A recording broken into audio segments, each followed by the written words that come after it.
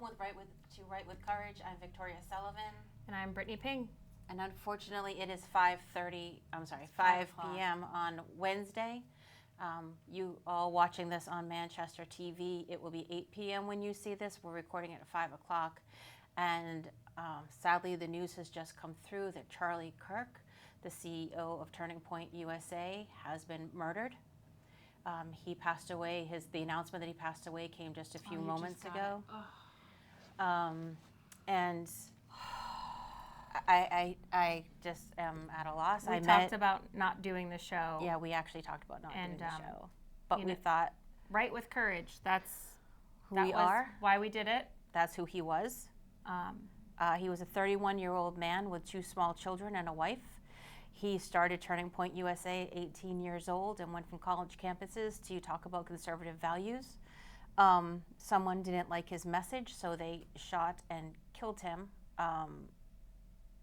It's unbelievable where the state that we're in right now. This isn't the first time a conservative has been targeted by someone. It's the rhetoric that is the political rhetoric in this country has got to stop. And it's not stopping. It's not stopping, even with his murder. So things that we're saying now, I'm just going to say that things are still breaking and coming forward. So if we're saying things as things that we're hearing, I'm not going to say that they're completely accurate at this time. Yeah.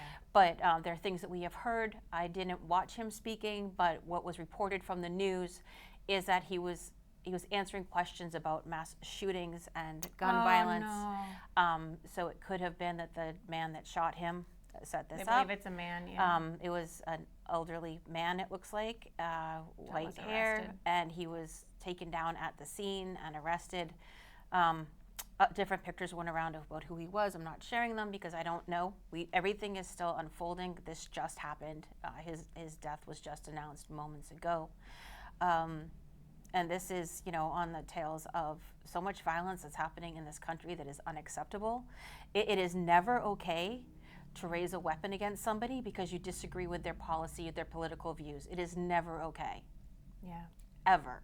And this is where we are as a country. I mean, when I was a state rep, I had several threats against me as a senator. I have had threats that concerned people around me.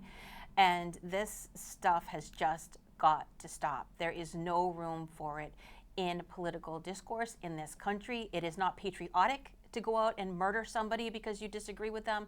It is as un-American as it gets.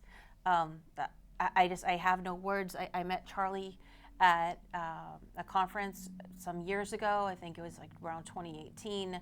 He sat at my table. Turning Point was, something that he was working on. I don't know that he was famous yet. He was a very nice young man. He had very eloquent. He had great talking points. Respected him very much. I was honored to have met him and spent some time with him. I just can't stop thinking about his daughters that now have to be raised without a father and his wife who has to figure out a world without him. And it's all completely unnecessary. We can talk about campuses and how there was no one there that legally could have carried a firearm there. Yeah. There's so many things that we can talk about in the future. I don't want to really get into the politics of it today, but I do want to say that, as you said, Brittany, people are behaving so badly around this. He did not in any way deserve it. You don't get to say that you don't get to put your judgment on him today. And the things that the mainstream media are saying around him as a person, as a leader in the conservative movement, especially with young people, is absolutely unacceptable. Yeah. And I'm really tired of all of this. I'm tired. I mean, we started the show a few years ago because it was so hard to be just in the verbal backlash in this state and in this city about it. And obviously, we try to encourage our viewers or encourage ourselves and our peers to stand strong and to not be afraid to be a conservative. And, listening, I joined a rosary with Catholics for Catholics, which was the Catholic outreach program for Turning Point USA. The gentleman who founded that was really close friends with Charlie Kirk. It was heartbreaking. It's when we didn't know anything. We just know that he'd been shot. I was listening to Relevant Radio and praying the Divine Mercy Chaplet. I'm listening to religious media that is just focused on praying, and even hearing them say, don't change the channel, don't go listen. You need to focus on the fact that this is a man that was targeted, and the rhetoric doesn't have a time right now. It doesn't matter what side you are on. Don't go focus on that. Pray for God's grace and God's mercy for all of us, for our country, that this, I was going to tell you, I have no grace or mercy for the man that shot him. So I hope he goes to jail forever. I remember in July when President Trump had the assassination attempt, and thinking, this is a pivotal moment in history. And I knew I was living a moment in history. Yep. And when this came out, you posted on Facebook and you said, is this right? And I, thank God we have X, right? This by the moment, accounting and the videos. And so it wasn't hidden, because and I don't suggest you watch the video. No, please don't. Please don't. Please don't. And don't share it. Let his family grieve without having to see it everywhere that they turn. And it just immediately X started popping up with MSNBC and CNBC's commentary, and calling him a divisive firecracker, MAGA, I don't. It was crazy to see in real time the underbelly of the media that has been feeding hatred. What happened? Just back in, this all started, they hated President Trump, and they were going to make everybody pay the price for the fact that they hated him. Yeah. The Republicans that were targeted on the ball field way back Rand Paul. Rand Paul and Steve Scalise. Mm-hmm. And, this, and you would think that after that it would stop, but they cannot stop. They cannot stop themselves.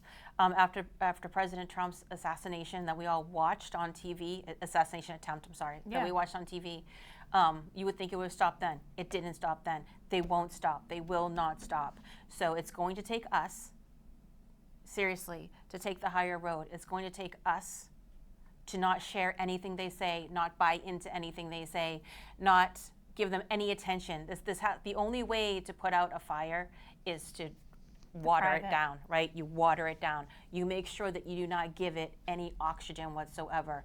And as hard as that is to not fight with these people because they're deranged, you have to pull away and stop enabling them to have control over these situations and escalate things into what they are. These No Kings rallies every single week, it's insanity. Don't pay any attention to them. It's just that all of this is rhetoric that ramps these crazy people up into thinking that they're doing something that is justified.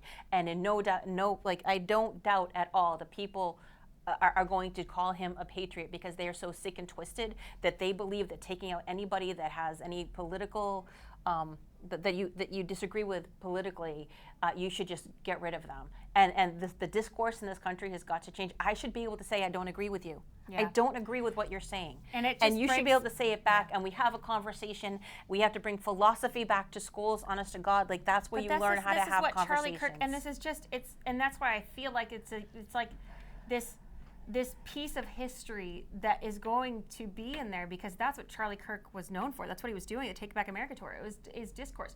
This man, he goes on all the gotcha shows, surrounds himself by people who totally believe everything, against him, and willingly engages in not performative dialogue, but in earnest and heartfelt dialogue, not with hatred in his heart towards these people. He was willing to answer and engage in anyone's question, and if he said that was not a valid point, he wasn't rubbing it in their face like you are. And it's, obviously his speech was radicalized by the mainstream media to say, like, oh, here's these pieces of, this right-wing white MAGA radical, and really, just like you said, he was, about freedom of speech and political discourse and philosophy and understanding and really saying, if we are to be one country, if we are to take back America, doesn't mean that one party takes back America. It's that freedom of speech and freedom of thought and freedom of communication are brought back, especially in our universities, where there are, free speech zones and speech safety zones. Well, and this are is just why becoming the norm. he was targeted, like no doubt, Yeah. is that there was young people were rising up in this country. They were listening to what he had to say. I'd say the same with Ben Shapiro. Like, there are people that really communicate well with the younger generation, and he was fearlessly going to college campuses and taking any questions. He didn't shy away from any question. He debated people, like, right out there. Yeah. And they don't like that He went to the young England people and are debated having their with eyes them open. without the freedom of speech. I mean, Yep. like you said, just fearlessly putting himself out there, and they took his life for it. And that should never be in the No. United States of America. You should be able to say what you want to say without having, and social media could be used for so much good in the world. Like, I joined Facebook because I had friends that live out of state and I wanted to stay in touch, and we watched our children grow up together through Facebook because we couldn't always be together, to get in touch with family. There were still long distance phone calls when Facebook came out, right? Like we didn't have FaceTime. No, this was not a thing. So that's what it started at, and honestly, I had like a Twitter account, but I didn't use it when I was a rep until one day I was at lunch and people were like, "Hey, what did you do?" I'm like, "What do you mean?" "Well, the chairman of the New Hampshire Dems is talking about you on Twitter." I'm like, "What the heck did I do?" And I look, and like, they're ripping me apart. Like, I don't know any of these people. I never met any of these people. I never have a conversation with any of these people. They're ripping me apart on social media, and that's when I started getting back there and fighting back for myself. And then people would say. They tried to create this narrative that I was some kind of crazy person on there just starting fights with everybody when I was just defending myself. But that's what they do, right? Yeah. So this stuff we can talk about. I can put policy up. I could put up a bill that I am presenting and explain to me why. And you could go underneath there and say, "I don't think that that's a good bill. I don't agree with that. I don't think we should be doing that." And I can say, "All right, well, these are my reasons for it." And you should be able to say, "These are your reasons why you're against it." And we can end the day with, like, "God bless you, have a good day," right? This stuff where it escalates into violence has just got to stop. And every leader in this country, every single one of them, From every the newscaster, City Hall, which one of the reasons, like right now in Manchester City Hall, and this is another part about doing the show right now, I messaged Jay Rouet personally. I did too. I messaged every single alderman I have in my phone. I actually didn't message Chrissy and Ed because I'm, and I said, "Please don't do this today." And we didn't even know he was gone until I pulled up here. This is you need to give the backstory. You have to translate. So I'll translate for Brittany. Thank you. The mayor has called a special meeting tonight to bring in Joe Lavasser to discuss having him removed as chair of the Board of Mayor and Aldermen because of it's being called Picklegate, because of the way that he came after the situation with Picklegate. Now, I will tell you, I know, because of my conversations with Joe, people were sending him some really nasty, ugly things about the Director of Health and Human Services for the city that he would send me and say, "I can't believe they're putting this out there. I'm not sharing it. I refuse to put this out there. They're taking it too far." And he did not go to the places that people were like, "You should put this out there." He didn't. He held it there. He kept it at conversations. He kept it at, "This shouldn't be happening." And he kept it at calling her out for saying she'd file a complaint with the Pope. Right, and she did. Right. She said that. And I think the one thing that he said that they didn't like was that he called her like Fauci or Fauci Light or something like that. He's called her Fauci since COVID. So, I mean, those are words. And anybody in that position should be able to handle that kind of thing. And that she doesn't live in Manchester. But the fact, why do we have so many? I don't know why they gave her Citizen of the Year. She doesn't live in Manchester. But so they want to remove him from chair because he said these things. And honestly, now it's a public spectacle. Instead of bringing him in and having a conversation, they which called is an what emergency should have non-public happened. and said this was a threat basically to the board. Right. So then what happens is people are going to rally there on both sides. So this is why we told them this is not the day for it. You do not want to have people on both sides publicly gathering and rallying and pulling him through the mud right now and stirring up more contention against a human being. So much hate. It's got to stop. And the leaders should be stopping it.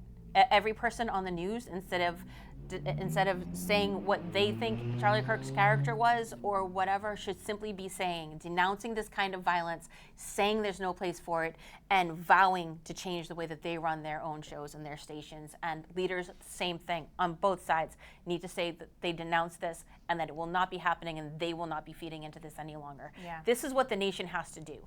The violence, and we talked about this a little bit last week, how everybody is living in frustration. I'm watching people run red lights, watching people cut other people off, the road rage incidents, that poor girl, the Ukrainian girl that got murdered on that train for doing nothing but sitting in the wrong seat. And the wrong seat. Right, and then the wrong seat. She just happened to be in front of a 14 arrested man. The sister has involuntarily committed him. She said, I don't know why that magistrate put him back on the street. And the thing about that is, I posted earlier today that nobody helped that girl. And then someone came after and said, you should take this down because people did help her. I'm like, no, I watched the video. I don't suggest you watch it, but you have to have the information, right? I mean, I am someone that has to have the information, so I don't like to buy into what other people are saying. So I did watch it, and after she was stabbed or slit, I don't know. I didn't watch that part of it. There were videos that like cut off the actual action, and then showed her after holding her neck. And I don't know if maybe she couldn't speak because the vocal cords were cut. I'm not sure. She was silent. She was holding herself. There was blood. She fell to the ground, and then you see like after she's on the ground, her hand comes up to hold the seat, like she was looking for some kind of help. And the people that sat there looked. They saw. There's a picture of them looking. Two of the guys behind walked past her body. The other lady just looked out the window, and people didn't help her for 1 minute and 35 seconds. Finally, someone came to her aid. He wasn't sitting in that vicinity, so I think he didn't immediately know what was happening. And when he did, he came over. But I don't know where we are as a country, because I don't know any person in my life who witnessed that would have not gone to the aid of that girl immediately. I don't know any man in my life that wouldn't have risked his own physical safety to take down that guy after that happened when he had a knife in his hands. I don't know if like we live in the New Hampshire bubble of safety or kindness. I don't know, but this stuff has just got to stop. And there was another video with a guy that just came to the back of a bus and started beating somebody with his fist for no reason. The guy, they didn't have an exchange of any kind. And when it comes to that kind of stuff, like, I want to know the medical history of this guy that shot Charlie Kirk today. I want to know, was he on any meds? Was he on antidepressants? Like what was he on? Yeah. What possessed him to do this? What led up to this? Did people around him know this was happening? Is there a manifesto, right? We don't get to see these manifestos if it's somebody on the left that, is doing the murdering or the killing or targeting, Christians. Right, and we know this guy that murdered this Ukrainian refugee, that he had been released 14 different times, and he was released on PR bail. And luckily, thank you, Ross Berry, thank you, Senator Ayotte. I want to thank my Senate. Governor Ayotte, sorry, Habits. I want to thank the senators that supported me in putting in the revision to that bill as well, that voted for it, but supported me doing it. And because we were able to reverse the 2018 bail reform bill that kept putting repeat offenders on the streets, that had that man, Daniel Whitmore, murdered near my home a couple years back. That won't be happening in this state anymore. I think it goes into effect actually next month, because we needed some time to train people, especially the courts. We need to look at the courts. We need to look at the judges. The magistrates. I was standing up for magistrates. I'm done with magistrates. Like, get rid of them. They're not qualified to do what they're doing. We need just bail commissioners and judges, and that's all that we need. We need to make sure that the judges are held accountable as well. I've been talking to John Stevens, executive counselor John Stevens, and his team about some things that we might be able to do to have some more accountability with judges. We've got to get this country under control, because we are not. We're seeing these acts of violence almost every single day, and then people are complaining that President Trump brought a whole crew of military into D.C. to get it under control. I'd say take it to Chicago next. And Chicago's rioting because they can't even foresee the chance of law and order in the city. We've got to make significant changes, and it should start today. I don't have any hope that the leaders are going to do the right things. I don't. So then it's going to come down to us to do the right things. Seriously, as tempting as it is to engage these people online, don't give them oxygen. There are so many people, locally in the Republicans and nationally, in Republican or conservative circles, saying we have to fight, we have to fight, we have to fight. And, I just kept responding, we have to pray, we have to pray, we have to pray. I told Victoria, I brought my show prep, it's my Bible. And I'm going to tell you, the intention to shut him down, I can't believe he's actually gone. 31 years. The intention to shut him down is going to backfire significantly. And if that's one thing that would be a positive out of this, is that young people are going to rise up. The young people that he lit a fire under, the young people that started to see the light, the young people that realized that they were being lied to are going to rise up. You're going to see more college campuses with more Turning Point USAs on them. I don't know who will take up the helm for him, but it's not going to quiet anyone down. It's not going to shut them down. It's going to, there's going to be more voices that come out because of this, because I'm seeing a huge resurgence in conservative values in our young people. We were talking today with one of my colleagues, we were talking about how there's a resurgence in young people coming to church. Mm-hmm. We saw in the Catholic Church, there's more young people coming back to the Catholic Church. There's a resurgence in this country of conservative values, of love of God, of love of country, and they're not going to take that from us. None of these crazy people, you can try to pick us off one by one, but 5 more people will rise up out of that violence. And I'm just telling you right now, this is not going to stop anybody from speaking up. Our show is Right with Courage. Charlie Kirk was the epitome of that. Yeah. There are so many other people like us out there, like him. There are young people rising up every single day, and you're not going to stop us. You're not going to stop this. It is the truth that is being told, and you can never, ever, ever stop the truth. I love you. I love you. Is Is there something you wanted to share, Brittany? I did. I wanted to read Psalm 23. It's something that I saw go around X. I saw obviously some Jewish rabbis and some synagogues sharing this prayer for Charlie Kirk. And of course, you'll see people of the Christian faith as well sharing it. But this is a Psalm of David. And it says, "The Lord is my shepherd, I shall not want. In verdant pastures he gives me repose. Besides restful waters he leads me, and he refreshes my soul. He guides me in the right paths for his name's sake. Even though I walk in the dark valley, I fear no evil, for you are at my side, with your rod and your staff that give me courage. You spread this table before me in the sight of my foes. You anoint my head with oil, and my cup overflows. Only goodness and kindness follow me all the days of my life, and I shall dwell in the house of the Lord for years to come." And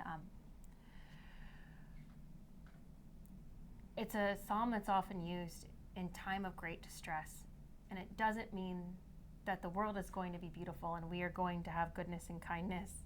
It means that we're going to have God's goodness and God's kindness. And just that monologue that you just gave, that soliloquy that you just gave about the truth not being snuffed out from us, I just ask that everybody reflect on that psalm and what it means to move forward in the light of God through this tragedy, through the tragedies that come at your life, through the tragedies that are going to continue to come if violence is what is reaped and sowed in this nation, and to really not let it take root in your heart, and instead let the light of God, let the light that truly is in this world. I was having a conversation on the playground with a family, saying, politics is politics and it's terrible.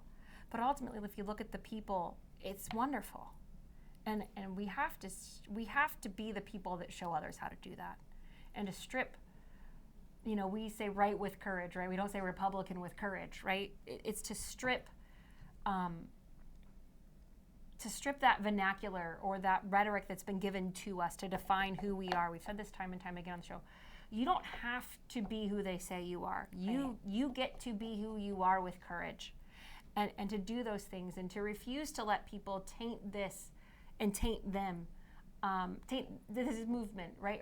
Or taint their life and their development, and to taint their hearts and to feed into the violence that this person wanted to provoke violence. And don't buy into it. and I really hope, obviously we're right here, we're not at City Hall, but I really hope that the mayor and the aldermen make the decision to delay this vote, that they believe that this divisive person in our community deserves to be removed from a position of power. And I know it's not comparable to what just happened, but this is not the time for division. It is not the time. It is not the time. No. So I think we're gonna wrap Yeah, it I up. think We're we're gonna gonna wrap wrap it it up. So today is September 10th, 2025, and it's the day that many of us remember where we were when Charlie Kirk was murdered for nothing more than his political opinions. We'll see you next week. Walk right with courage.